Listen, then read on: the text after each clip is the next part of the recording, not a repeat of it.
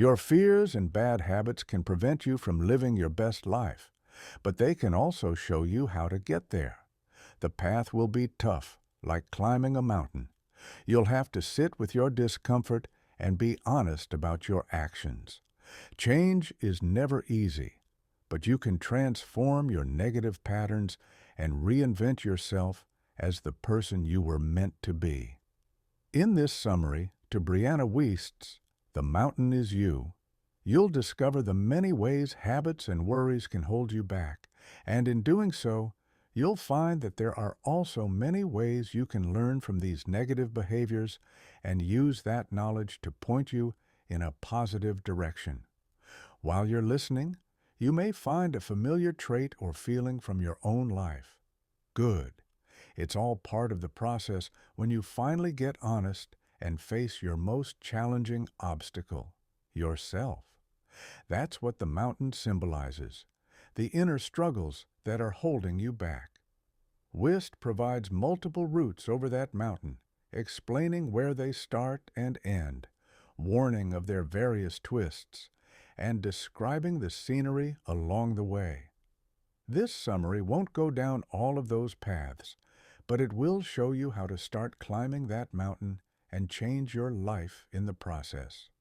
Self-sabotage might sound like something you'd be forced to do under hypnosis. Everyone's laughing while you're on stage, unaware and flailing about. It's clearly nothing you'd do consciously. But the truth is that self-sabotage is much more subtle than a hypnotist's show, and it's incredibly common. Self-sabotage is a coping mechanism you use to meet a need or emotion that's being neglected. It protects you and soothes the discomfort you feel from that neglect. But like all coping mechanisms, self-sabotage only provides temporary relief. It doesn't truly fulfill your needs. The way you self-sabotage can take many shapes. There's perfectionism, which protects you from failing by sabotaging your efforts to try new things because you can't stand to do them imperfectly, so you don't do them at all. Or uprooting, which protects you from facing the real problems in your life by diverting your attention to the next relationship, job, home, or whatever new project you've just started. Or pride, which protects you from judgment by keeping you in situations that no longer work, like not ending a bad marriage because you're too ashamed of what others will think of your divorce. So, there are several ways to tell if you're stuck in a spiral of self-sabotage. For example, if you care more about appearing happy than actually being happy. Or if you're more scared of your feelings than you are of anything else. Or if you're waiting for someone else to lift you out of your current situation and into a better one. Escaping the spiral isn't easy. The first step is recognizing your self-sabotaging acts for what they are. Coping mechanisms that feel good in the moment, but are actually holding you back. Or, to put it another way, they are the mountain. To help recognize your own coping mechanisms and see them for the saboteurs they really are, make a list of all your problems. Write down every single one. Be specific, clear, and honest. Admit what's really wrong, and then promise yourself you won't accept it anymore. Once you've identified your self-sabotaging behaviors, you can discover what they're really saying about you. Uncovering the hard truths about bad habits can reveal your true needs. Let's take overworking, for instance. Yes, you can be passionately committed to your career, but neglecting the rest of your life to be in the office isn't healthy. If that's what you're doing, it could mean you're uncomfortable being with your own feelings. Be honest about what you're hiding from and deal with that instead of working another late night. Or, if you're overly concerned with other people's opinions, you might not be as happy as you believe. If you were truly happy with yourself, your family, your home, your career, anything, you wouldn't need that approval from others. But if you do find yourself needing outside approval in any of those areas, that's your subconscious mind telling you to fix that part of your life. Maybe you're spending too much money. If so, it's probably filling a void. Figure out what that void is: love, a hobby, exercise, and find a way to fill it that doesn't involve shopping bags or credit cards. Remember, these self-sabotaging behaviors are hiding. They camouflage themselves by giving you instant gratification or a false sense of security. They're also hard to find because the voice inside your head that identifies them is actually quiet. It speaks in a gentle tone that can be too low to hear if you're not listening closely. Have no doubt, everyone has that tiny voice inside them, and you can identify your self-sabotaging behaviors and learn what they have to teach you, but only if you're willing to be completely honest with yourself. You also have to ignore the other false sounds in your head, and that's exactly what you'll learn about in the next section. Gut instinct is more than just a saying. It's real. Your gastrointestinal system, or your gut, can actually store information. The vagus nerve delivers this information to your brain faster than your conscious mind can recall it. And voila, you have gut instinct. It's a valuable tool, but it cannot be used for everything. Your gut instinct can only be used in the present. Like when you meet someone for the first time and get an immediate impression without really thinking about it. That's your gut instinct being used the right way. But if you try to use your gut instinct to decipher a future event, it won't work.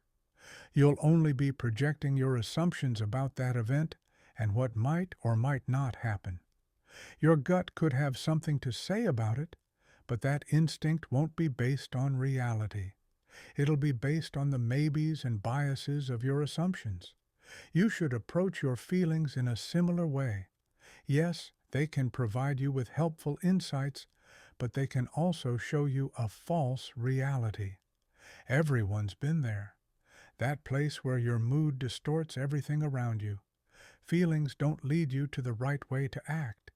It's right actions that lead to positive feelings. But choosing between the quiet voice of true instinct and the pull of feelings can be tricky. They seem similar at times, and sometimes you'd probably rather listen to your emotions than to reason.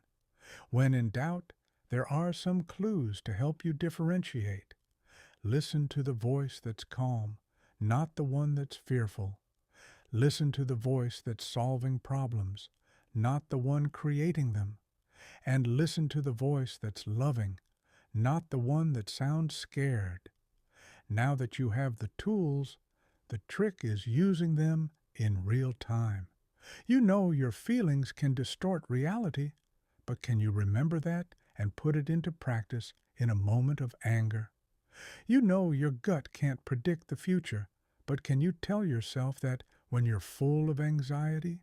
So if you're tired of acting impulsively on emotions and the apologies that usually follow, you'll have to disconnect feelings from your behaviors and learn to process your emotions in real time. So just because you can recognize your self-sabotaging behaviors doesn't mean you can stop them. Humans are resistant to change. Your brain regulates thousands of bodily functions without even knowing it, from big muscular movements like breathing and heartbeat to the release of thousands of chemicals into your billions of cells. And as your brain controls all of these moving parts, it's also keeping them in balance. This creates a physical comfort zone, which is good for your body. Your brain then also tries to maintain a balance, but staying in your mental comfort zone isn't always good for you. Your brain creates mental balance by seeking out information and stimuli that are familiar. This is how you can get stuck in bad habits. They keep you in your comfort zone, which feels good, and so you continue doing them, even though you know they're ultimately bad for you. The subconscious pursuit of mental comfort also leads to problems like confirmation bias, where you only see the evidence that supports your pre-existing ideas, or extrapolation, where you take one small issue that's happening in the moment and turn it into a prediction for your entire future, or spotlighting, where you assume everyone is thinking about you as much as you do, when the truth is that everyone is thinking about themselves. When you finally decide to change your negative behavior, you need to do it slowly. Jumping too far out of your comfort zone will shock you, and you'll crawl right back into your old habits. Instead, you should change in small steps. So if you want to work less, start by leaving 10 minutes earlier than normal and not 2 hours. If you want to exercise more, start by walking for 10 minutes instead of buying a year-long gym membership. Even these small changes will lead to some distress, but you can't truly transform until you become willing to do what makes you uncomfortable. Your discomfort will be manageable if you take it slowly, and the changes you want will follow. All right, don't think about pink elephants. You just thought about a pink elephant, didn't you? That's okay. It's only natural. That's why it doesn't work to just not think about the bad habits and negative feelings that you've been using as coping mechanisms. If you can't not think about something silly like a pink elephant, how are you going to not think about your deeply rooted behaviors? Instead of dwelling on the things you don't want anymore, focus on the things you do want and the person you want to be. Better yet, invite that person over for a talk. Seriously, ask your future self to sit down at the table with you. If something scary happens at first, ignore that.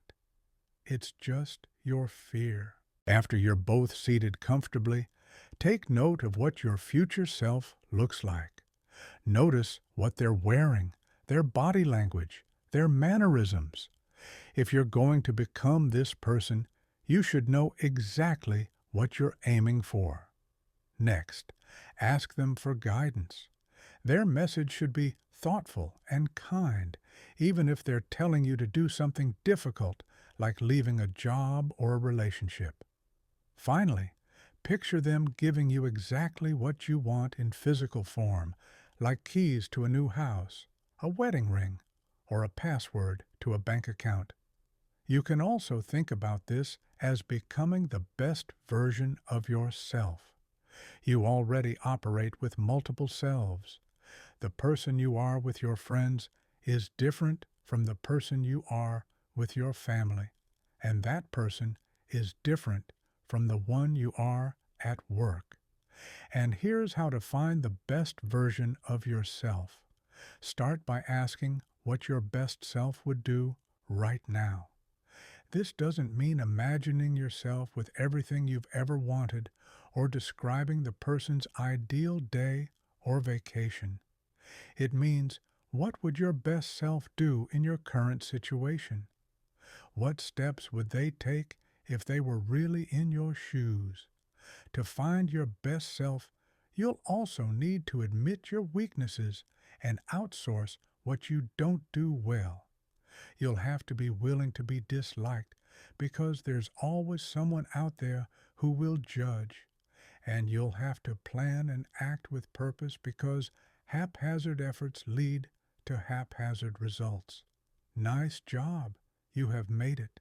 You've identified your self-sabotaging behaviors, learned from them, ignored the false realities of feeling, faced your faults honestly, and made incremental changes until becoming the best version of yourself.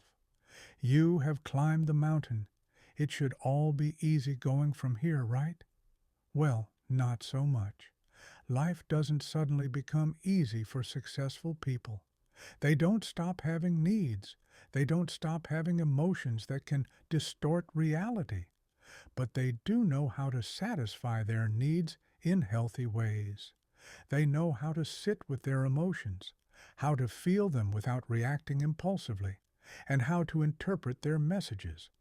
They also know they need to continue the inner work of studying their habits and being honest about what they see, or else they'll fall back into negative patterns.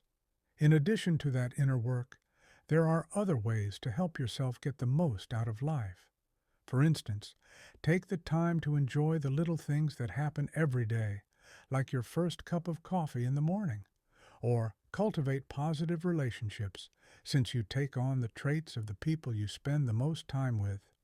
See every situation as a learning experience, even if it's just sitting at home. When you keep up with your inner work and nurture your life in positive ways, you can eventually find inner peace. This is different from happiness, which comes and goes and leaves you wanting more. Inner peace is knowing that no matter what is happening around you, chaos, pain, excitement, or joy, you can remain calm and in control, not just for a moment, but in every moment of your life. You've just listened to our video on how to find inner peace.